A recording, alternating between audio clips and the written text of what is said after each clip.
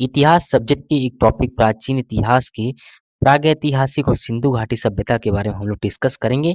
इस वीडियो में तकरीबन 15 से 25 क्वेश्चन के आसपास हम लोग डिस्कस करेंगे। तो चलिए शुरू करते हैं इस वीडियो को और शुरू करते हैं कहाँ से हम लोग। टॉपिक क्या है? प्रागैतिहासिक और सिंधु घाटी सभ्यता। यहाँ से स्टार्ट करने वाले हैं आज के इस क्लास को। पहला क्वेश्चन है कि निम्नलिखित में से कौन सा स्थल हड़प्पा सभ्यता की वास्तुकला के अवलोकन के लिए उपयुक्त होगा? सोनाबेदा, सांची, बनावली, वालपराई। ये क्वेश्चन 2024 की इवनिंग शिफ्ट में स्टेनो में पूछा गया था एसएससी की एग्जाम में। इसका आंसर होगा बनावली। आंसर के साथ ही साथ थोड़ा बहुत हम लोग इस क्लास का जो भी ऑप्शन जो होगा उसके बारे में डिस्कस करेंगे। बनावली के बारे में या फिर सिंधु घाटी सभ्यता के बारे में थोड़ी बातचीत कर लेते हैं। बनावली कहाँ पर है? हरियाणा के फतेहाबाद जिले में स्थित है। उत्खनन जब हुआ है तब क्या पाया गया? इसमें तीन स्तर के खुलासा किए गए हैं। इसमें सांस्कृतिक क्रम इसके 3 स्तर पर पाए गए हैं। पूर्व हड़प्पा जिसे प्रारंभिक हड़प्पा भी कहा जाता है और हड़प्पा, और तीसरा है बड़ा हड़प्पा जिसे उत्तर हड़प्पा भी कहा जाता है। इस स्थल का उत्खनन किसने किया? तो डॉक्टर आर.एस. बिष्ट ने इस जगह का उत्खनन किया है। इसमें एक दुर्ग पाया गया है और एक निचला शहर भी पाया गया है और दोनों के दोनों किले बंद हैं। ये रहा पहला क्वेश्चन। दूसरे क्वेश्चन में लिखा हुआ है कि टेकवाड़ा नामक लौह युग स्थल किस जगह पर स्थित है? एसएससी एमटीएस 2024 का क्वेश्चन है। मध्य प्रदेश, महाराष्ट्र, आंध्र प्रदेश या फिर तमिलनाडु। इसका आंसर है महाराष्ट्र। एसएससी के एग्जाम सबको पता है, जितने भी लोग इस वीडियो को देख रहे हैं इसका मतलब है कि वो एसएससी के एग्जाम को अटेम्प्ट करने वाले हैं या फिर करते हैं। यहाँ पर 100 मिनट के अंदर 100 क्वेश्चन आपको 60 मिनट के अंदर करने होते हैं। जीएस वगैरह का जो वो होता है उसमें आपको 2 से 3 सेकंड लगाना है एक क्वेश्चन को सॉल्व करने में। 2 से 3 second, that should be enough. इस क्वेश्चन को देखिए, तुरंत आंसर करिए कि इसका आंसर क्या होगा। फिर से एक बार क्वेश्चन पढ़ते हैं कि टेकवाड़ा नामक लौह युग स्थल कौन सी जगह पर स्थित है? मध्य प्रदेश, महाराष्ट्र, आंध्र प्रदेश या फिर तमिलनाडु। इसका आंसर होगा। अब इसके बारे में, इसके सॉल्यूशन के बारे में थोड़ा बहुत डिस्कस कर लेते हैं। तो लौह युग क्या होता है, जिसे आयरन एज भी कहा जाता है इंग्लिश में। इसकी समयावधि को माना जाता है जब लोहे के औजार बनाए जाते थे या फिर हथियार बनाए जाते थे, तो उस एज को लौह युग कहा जाता है। भारत में कुछ और भी लौह स्थल हैं, जैसे हल्लूर हो गया। हल्लूर कर्नाटक का सबसे फेमस लौह स्थल है। आदि चंदलूर, और यहाँ पर मय्यालडुप्परमराई तमिलनाडु, राजा नल का टीला यह उत्तर प्रदेश में पाया जाता है, एक लौह स्थल है। क्वेश्चन नंबर 3 पे चलते हैं और क्वेश्चन नंबर 3 क्या कह रहा है? ये थोड़ा बड़ा क्वेश्चन है। लौह युग के बारे में निम्नलिखित में से कौन सा या कौन सी कथन सत्य है? सत्य की बात की जा रही है, सही कौन सा है उसके बारे में। बड़े शहरों की स्थापना एक बड़े अधिशेष के आधार पर हुई।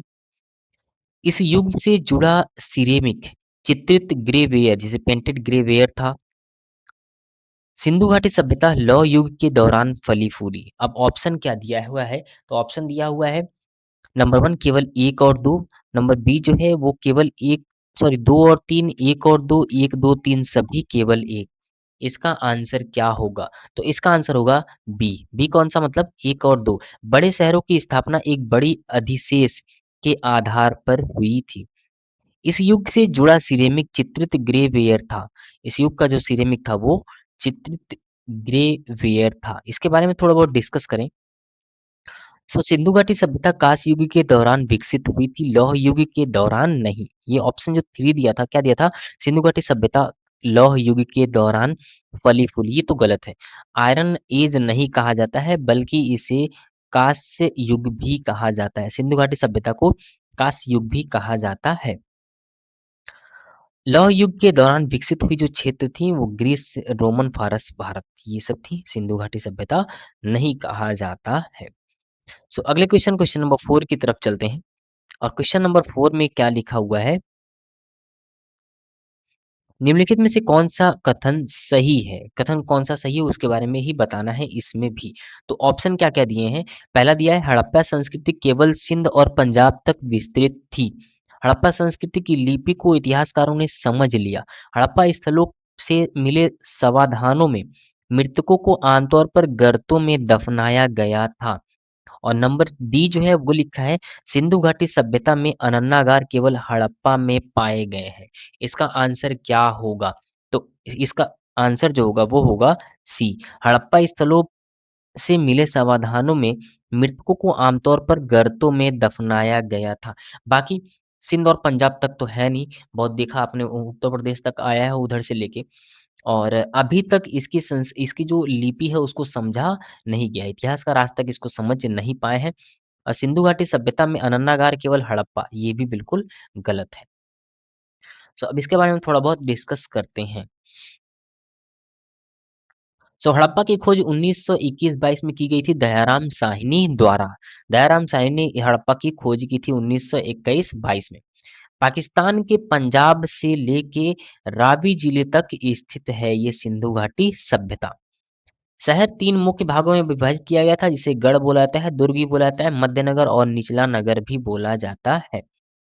हड़प्पावासी वर्तमान में राजस्थान से तांबा प्राप्त करते थे। उस समय हड़प्पावासी जो थे वो तांबा कहाँ से मिलता था उन लोगों को? तो राजस्थान से उन्हें तांबा मिलता था। और इसके बारे में थोड़ी बात करें तो महत्वपूर्ण खोजों में 2 पंक्तियों में 6 अन्न भंडार, श्रमिकों के आवास, मानव शरीर की रचना को दर्शाती है। 2 बलुआ पत्थर की मूर्तियाँ, एक हिरण पर हमला करते हुए कुत्ते की मूर्ति, छोटी बैलगाड़ियाँ जिन्हें एक्का के नाम से भी जाना जाता है, वो भी सब देखने को मिला है कहाँ पर? इस जगह पे। ये बात रही। अब क्वेश्चन नंबर 5 पर चलते हैं हम लोग। मोहनजोदड़ो से निकलने वाली नालियों में दरवाजे थे जो संभवतः आवारा या नकारात्मक तत्वों को उस रास्ते से शहर में प्रवेश करने के लिए रोकने के लिए रात में बंद कर दिए जाते थे। तो यहीं आपका क्वेश्चन खत्म हो जाता है यहाँ पे। मोहनजोदड़ो से निकलने वाली नालियों में जो दरवाजे थे वो किसके बने थे? बस ये यहाँ से यहाँ जो क्वेश्चन दिया वो आपका टाइम वेस्ट करने के लिए दिया गया है। ये क्वेश्चन यही है कि नालियों में दरवाजे जो थे वो किसके बने थे बस? लकड़ी, बलुआ पत्थर, मिट्टी या फिर लोहे। तो इसका आंसर क्या होना चाहिए? तुरंत आ जाए कि लकड़ी का ही बना होता था मोहनजोदड़ो से निकलने वाली जो नालियाँ थी उसमें जो दरवाजे बने थे वो लकड़ी के बने हुए थे। मोहनजोदड़ो की बात करें तो इसकी खोज जो थी 1922 में की गई, किसके द्वारा? आर डी बनर्जी द्वारा की गई थी। 1922 में मोहनजोदड़ो की खोज। दक्षिण पाकिस्तान में सिंधु नदी के दाहिने पर यह स्थित है। ये क्वेश्चन नंबर 5 था। अब क्वेश्चन नंबर 6 में क्या कह रहा है कि किस हड़प्पा स्थल में पक्का स्नानागार पाया गया था? कौन सा ऐसा स्थल है जहां पर हड़प्पा स्थल में कौन सा ऐसा जगह है जहां पर पक्का स्नानागार पाया गया है? क्वेश्चन क्या आंसर क्या कह रहा है कि बनावली, मोहनजोदड़ो, कालीबंगा या फिर धौलागिरी। तो इसका आंसर क्या होना चाहिए? इसका आंसर होना चाहिए मोहनजोदड़ो। मोहनजोदड़ो वर्तमान में पाकिस्तान, ये भी हम बता दिए पिछले। मोहनजोदड़ो से प्राप्त महत्वपूर्ण खोजों में एक नर्तकी की कांस्य प्रतिमा। ये क्वेश्चन देखिए, नर्तकी की कांस्य प्रतिमा इस साल का जो यूपीएससी प्री का पेपर हुआ था, यूपीएससी यानी आईएएस का जो एग्जाम हुआ था उसके प्री में ये सवाल पूछा गया था कि मोहनजोदड़ो से मिलने वाली नाचती हुई या नर्तकी की मूर्ति जो है वो किसकी बनी हुई है? ऑप्शन जो था वो इसका आंसर था कांस्य। यहाँ पर दिया हुआ था, ये क्वेश्चन किसका है? मैट्रिकुलेशन लेवल का क्वेश्चन यूपीएससी में पूछा गया था। इस साल का पेपर आप देखेंगे तो उसमें आपको देखने को मिलेगा। नर्तकी कांस्य की प्रतिमा, दाढ़ी वाले पुजारी की मूर्ति देखने को मिली है और एक महान अन्न भंडारण देखने को मिला है। कहाँ पर? मोहनजोदाड़ो में। अब चलते हैं क्वेश्चन नंबर 7 की तरफ। और क्वेश्चन नंबर 7 कह रहा है कि सिंधु घाटी सभ्यता में निम्नलिखित में से किस स्थान पर एक ईंट संरचना की पहचान डॉकयार्ड के रूप में की गई है जो जहाजों के ठहरने और कार्गो संचालन के लिए किया जाता था? ऑप्शन दिया है यहाँ पर मोहनजोदड़ो, धौलवीरा, धौलावीरा, राखीगढ़ी, लोथल। इसका आंसर क्या होगा? लोथल। लोथल जो है वो भोगवा नदी के तट पर स्थित है। इसकी विशेषताएं क्या है? तो चावल की सबसे प्रारंभिक साक्ष्य कहीं देखने प्रारंभिक खेती के साथ चावल की खेती की सबसे पहली साक्ष्य देखने को कहाँ मिला है? लोथल में देखने को मिला है। सिंधु घाटी के लोगों बंदरगाह के रूप में इसका प्रयोग किया करते थे। क्वेश्चन नंबर 8 में लिखा हुआ है कि हड़प्पा के अन्नागार में अनाज की मड़ाई के लिए ईंट के चबूतरों की पंक्तियां थीं। ईंट के चबूतरों की जो पंक्तियां बनी हुई थी वो किसकी बनी हुई थी उसके बारे में कह रहा है। तिरछे, किस तरह की बनी हुई थी? तिरछे, गोलाकार, आयताकार या वृत्ताकार?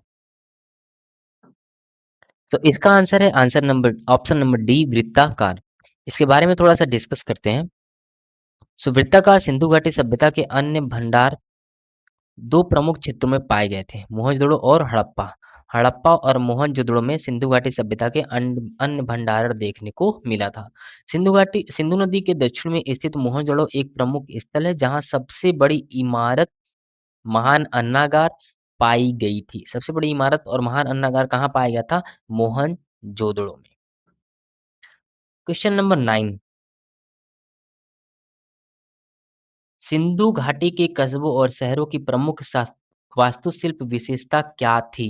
गढ़, पिरामिड, सजावटी मेहराब, स्तूप। क्वेश्चन नंबर 9 क्या कह रहा है? तो इसका आंसर क्या होगा? गढ़। इसका आंसर क्या होगा? गढ़।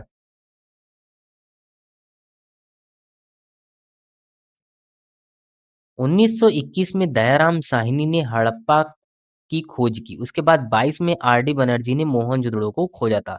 प्रमुख शहरों की विशेषताओं में ग्रिड आधारित नगर नियोजन, पक्की हुई ईंटों का उपयोग, भूमिगत जल निकासी व्यवस्था और किलेबंद गढ़ देखने को मिले थे। स्तूप में बात करें तो बौद्ध वास्तुकला देखने को मिला था। पिरामिड प्राचीन मिस्र से मिलता हुआ देखने को मिला है। कहाँ पर? तो सिंधु घाटी सभ्यता में आप इस तरह की बात देखने को मिल सकता है। क्वेश्चन नंबर 10, हड़प्पा सभ्यता के नगरों के बारे में दिए गए कथनों के आधार पर सही विकल्प का चयन करिए। हड़प्पा सभ्यता के नगरों के बारे में जो दिया गया कथन उसमें से सही कौन सा है उसके बारे में हम लोगों को बताना है। हड़प्पा के अधिकांश नगर दो भागों में विभाजित थे, ऊपरी नगर और निचला नगर। दूसरा कथन कह रहा है पुरातत्वविद नगरों के निचले हिस्से को गढ़ कहते थे। इसका आंसर क्या होगा? तो इसका आंसर क्या होना चाहिए? तो यहाँ पर ऑप्शन दिया है।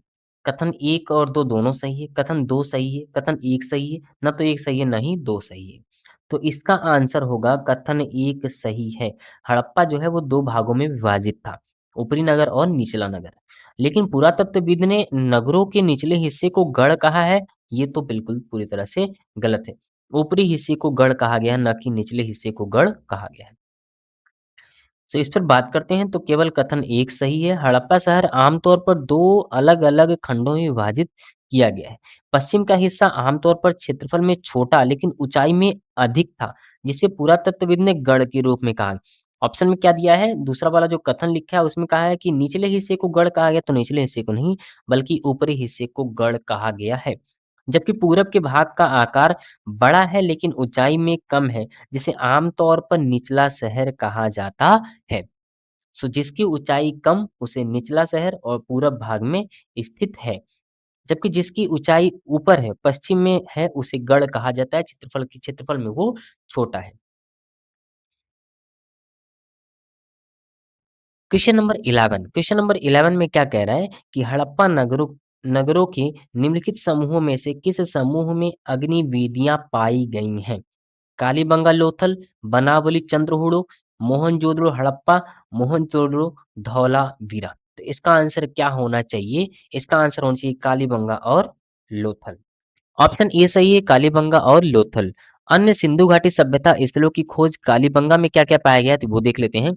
निचला किलाबंद शहर पाया गया है, ब्राउ स्टेनोफेडेन शैली, लकड़ी की नाली पाई गई है, तांबे का बैल पाया गया है, भूकंप के साक्ष्य देखने को मिलते हैं, लकड़ी का हल पाया गया है, ऊँट की हड्डियाँ पाई गई हैं, जबकि लोथल की बात करें तो लोथल में बंदरगाह शहर पाया गया है, चावल के साक्ष्य मिले हैं, कब्रिस्तान, हाथी दाँत पैमाना मिला है, तांबे का कुत्ता मिला है। जबकि मोहनजोदड़ो की बात कर लें, तो मोहनजोदड़ो में निम्नलिखित निर्मित वस्त्र पाए गए हैं, मंदिर जैसा महल पाया गया है, पशुपति, मुहर, नर्तकी की मूर्ति, विशाल स्नानागार और विशाल अन्नागार पाया गया है मोहनजोदड़ो में। 3 की बात की हमने किसकी? कालीबंगा, लोथल और मोहनजोदड़ो की। क्वेश्चन नंबर 12 की तरफ हम लोग चलते हैं।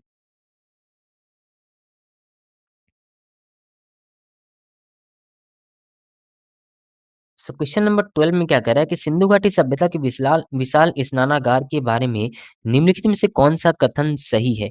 विशाल स्नानागार के बारे में कौन सा कथन सही है उसके बारे में हमें बताना है। इसका उपयोग अनाज भंडारण के लिए किया जाता था। किसके बारे में कहा है? स्नानागार के बारे में कहा है। स्नानागार के बारे में कहा है तो अनाज भंडारण गलत। ठीक। ऑप्शन नंबर बी, इसका उपयोग खेती के लिए किया जाता था। अन्नागार है तो खेती के लिए, सॉरी स्नानागार है। स्नानागार है तो खेती के लिए किया जाता था कि नहीं, इसके बारे में भी डिस्कस करते हैं। इसका उपयोग शहर की पानी की टंकी के रूप में किया जाता था। इसका उपयोग संभवतः धार्मिक प्रयोजन के लिए किया जाता था। क्या इसका ऑप्शन होगा? तो इसका ऑप्शन होगा ऑप्शन नंबर डी। विशाल स्नानागार जो थे, इसका न ही उपयोग अनाज भंडारण के लिए किया जाता, न ही खेती के लिए किया जाता, न ही शहर की पानी टंकी के लिए किया जाता था। तो इसका होता क्या था? धार्मिक प्रयोजन के लिए इसका उपयोग किया जाता था। थोड़ा बहुत इसके बारे में डिस्कस करें। सो विशाल स्नानागार मोहनजोदड़ो पाकिस्तान में स्थित एक सार्वजनिक जल टैंक था। यह आंगन में एक बड़ा आयताकार टैंक था जो चारों तरफ से गलियारे से घिरा हुआ था। टैंक में जाने के लिए उत्तर और दक्षिण की ओर दो सीढ़ियां थीं, जिन्हें किनारे पर ईंट लगाकर और जिप्सम की मोटार का उपयोग करके जल रोधक बनाया गया था। वहां तीन तरफ कमरे थे, जिसमें एक कमरे में बड़ा कुआं भी था। तो ये बात रही विशाल स्नानागार के बारे में। ये सार्वजनिक धार्मिक स्थल था, मतलब पूजा पाठ जब कराते तो इसमें स्नान वगैरह किया जाता था। इसके बारे में क्या है? कुछ ऑप्शन नंबर डी जो है वो सही होगा, और जो ऑप्शन दिए हैं वो बिल्कुल गलत है। अब चलते हैं क्वेश्चन नंबर 13 की तरफ। सो क्वेश्चन नंबर 13 कह रहा है कि निम्नलिखित में से कौन सा सिंधु घाटी स्थल अब पाकिस्तान में स्थित है? हड़प्पा, लोथल, आलमगीरपुर, कालीबंगा। इसका आंसर क्या होना चाहिए? तो इसका आंसर होना चाहिए हड़प्पा। हड़प्पा के बारे में बात करते हैं। हड़प्पा और जो भी आसपास की जो जगह है उसके बारे में बात करते हैं, तो सिंधु घाटी सभ्यता, इसे कांस्य युग भी कहा जाता है। इसे हड़प्पा संस्कृति भी कहा जाता है। सिंधु घाटी सभ्यता को तीन नाम से जाना जाता है। क्या चीज? कांस्य युग और हड़प्पा संस्कृति भी कहा जाता है। अन्य महत्वपूर्ण स्थल की बात करें तो सुतकानगे डोर जो है तास्त नदी के किनारे पर है, बलूचिस्तान में। चंद्रहूड़ों की बात करें तो पाकिस्तान सिंधु नदी के किनारे पर है। कालीबंगा राजस्थान घग्गर नदी के किनारे, जबकि लोथल गुजरात भोगवा नदी के किनारे, आलमगीरपुर मेरठ हिंडन नदी के किनारे पर ये शहर पाया गया था। क्वेश्चन नंबर 14, प्राचीन भारतीय इतिहास के किस काल में मिट्टी के बर्तनों का पता लगाया गया था? सो मिट्टी के बर्तन कहाँ कौन से समय में पाए गए थे? इतिहास, भारतीय इतिहास के कौन सी काल में, उसके बारे में इस क्वेश्चन में पूछ रहा है। ताम्रपाषाण काल, पुरापाषाण काल, नवपाषाण काल, मध्यपाषाण काल। तो इसका आंसर क्या होना चाहिए? नवपाषाण काल। नवपाषाण काल। मेहरगढ़ की शुरुआती गांव में मिट्टी के बर्तनों की खोज की गई है। कौन सी जगह पर मिट्टी के बर्तन खोजे गए हैं? तो वो जगह है मेहरगढ़। पूरा पाषाण काल पाषाण युग की प्रथम और सबसे लंबा भाग था। पूरा पाषाण काल जो था पाषाण युग का सबसे पहला और लंबा भाग कहा जाता है। प्रागैतिहासिक काल था जब मनुष्य पत्थर के औजार बनाते थे। पूरा पाषाण काल, ठीक है, पाषाण मतलब पत्थर ही होता है, नाम से ही पता चल रहा है। तो इस वक्त कौन से औजार यूज होते थे? पत्थर के औजार यूज होते थे।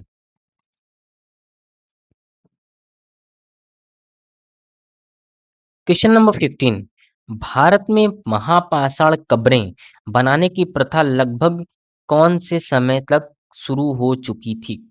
3000 वर्ष, 2000 वर्ष, 500 वर्ष या 1000 वर्ष?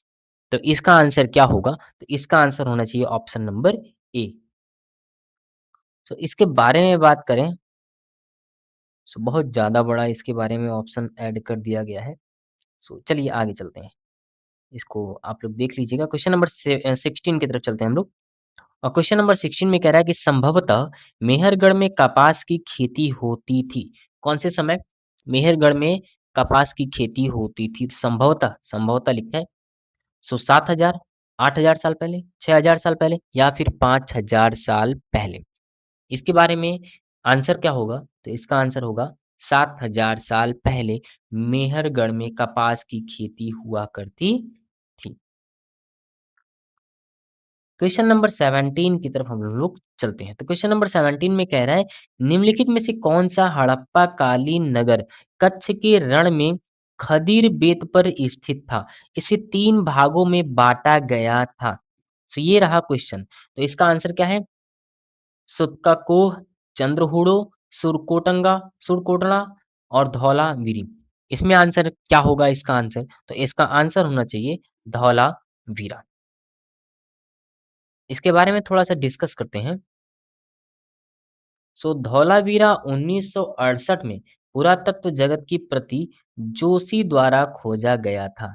जगतपति जोशी द्वारा इसको खोजा गया था धौलावीरा को 1968 में।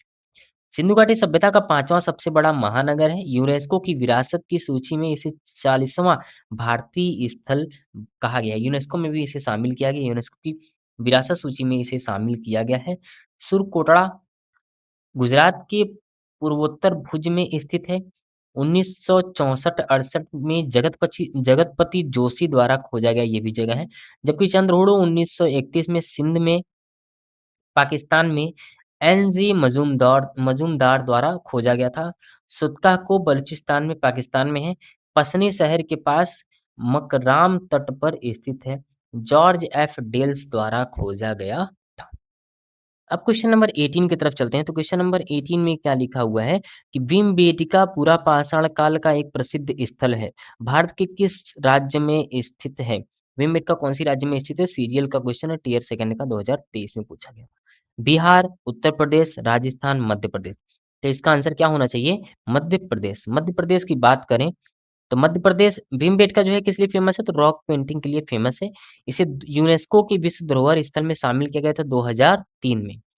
मध्य प्रदेश के विंध्य पर्वतमाला में स्थित है ये कौन सी जगह? भीमबेटका की रॉक पेंटिंग्स। इसकी खोज किसने की थी? तो 1957 में वीएस वारंकर द्वारा इसको खोजा गया था। ये रही आज की चर्चा किसके बारे में? 18 क्वेश्चन के बारे में डिस्कस किया गया है। लेकिन सिर्फ ये 18 क्वेश्चन नहीं, इसके आसपास जितने भी आंसर मतलब इससे रिलेटेड जो भी कुछ रहा है उसके बारे में भी डिस्कस किया गया है। तो ये रही वीडियो इस तो चलिए मिलते हैं अगली वीडियो में और कल की वीडियो हम लोग बात करेंगे फिर से इसी के बारे में।